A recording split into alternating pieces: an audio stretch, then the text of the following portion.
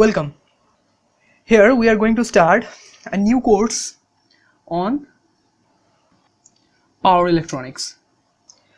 Power electronics is a course which is based on switching devices and its application. In this lecture, we are going to start one of the switching device that is called SCR or thyristor.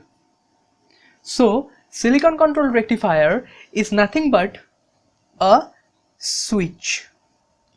Now, what is the difference between a common switch and a power electronic switch? Power electronic switch is efficient for high frequency switching. Now, what is high frequency switching? Suppose you want to turn on and turn off a switch 5000 times in 1 second. Now, is it possible with a manually handled switch? Absolutely not. So that the power electronic switches are so important in creation of many type of converters and drives. Now, your next question will be why it is called SCR.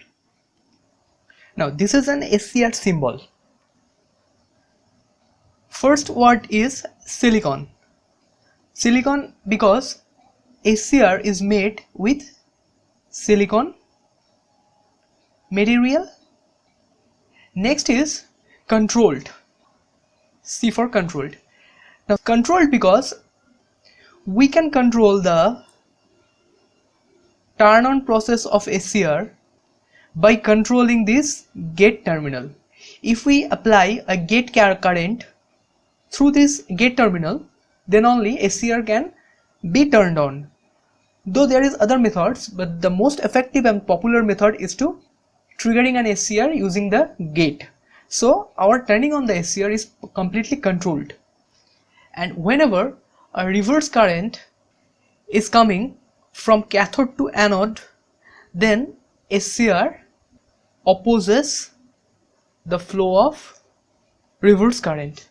So in this way we can also control the opposite or reverse current through a circuit by using this SCR. Third is a rectifier. And SCR is extensively used for rectifier or inverter, like these converter circuits. So I think the meaning of each of the words of SCR is clear to you.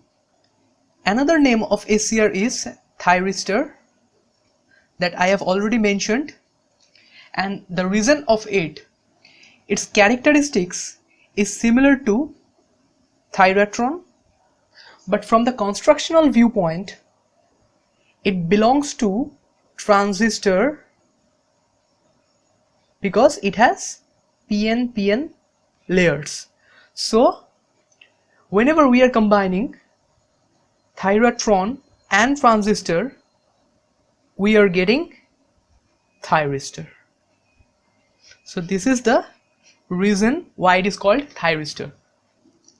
Now your another question will be, if SCR a switch, MOSFET a switch, transistor is also a switch, triac, GTO, all these are switches, then what is the utilization of having so many amount of switches whenever all are functioning for switching purpose or on-off circuit?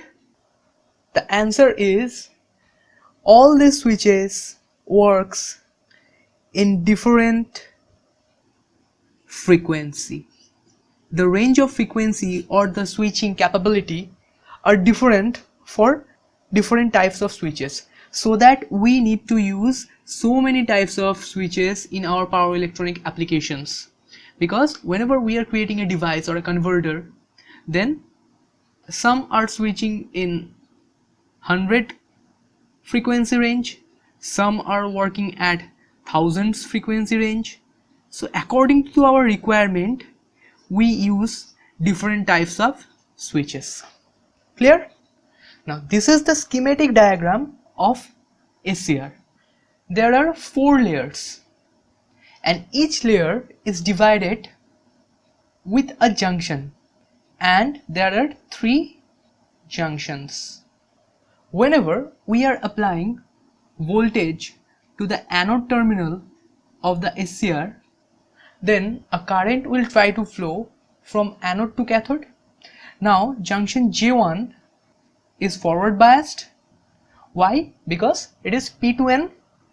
Next, junction J2 is reverse biased because it is N to P, and again junction J3 is forward biased.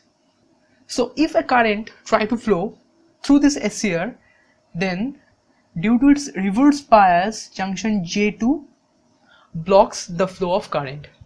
Then if we apply a current Ig or gate current, then the depletion layer across this J2 junction breaks down and the SCR turns on.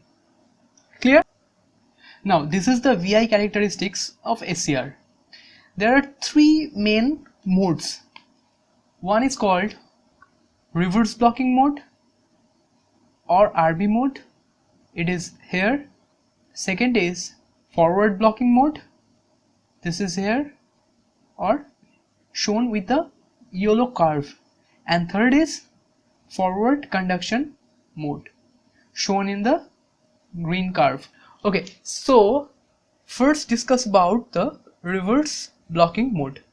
Okay, whenever you are making cathode of the SCR as positive and anode as negative, that means you are connecting the anode part of the SCR to the negative terminal of the supply voltage or source and the positive part to the cathode terminal.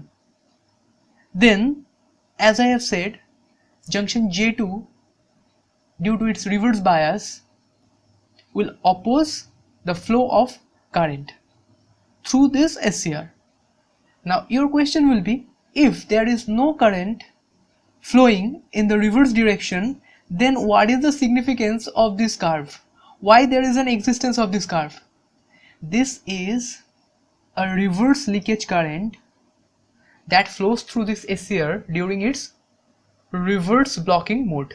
We have seen the same phenomenon in transistor also. That's why there is a curve is here. That means this particular value is the reverse leakage current until a certain level, and after that, whenever you are just increasing the reverse voltage, and after some time breaks down due to increase of reverse voltage, and this is called avalanche breakdown.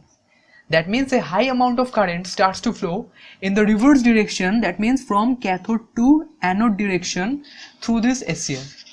And during the avalanche breakdown or during the reverse current, which junctions are opposing the flow of the reverse current? It is junction J1 and junction J3. Why? Because whenever you are applying a positive voltage to cathode and negative voltage to anode, then the current will try to flow from, at the J3 junction it is N to P, and N to P is reverse bias. Same is for J1 junction, that is also reverse bias. So during the avalanche breakdown, J1 and J3 junction breaks down and the current starts to flow from cathode to anode terminals of the SCR. Clear? Now next move on to our mode number 2, that is forward blocking mode. In forward blocking mode, anode is connected to the positive terminal of the supply and cathode is connected to the negative terminal of the supply.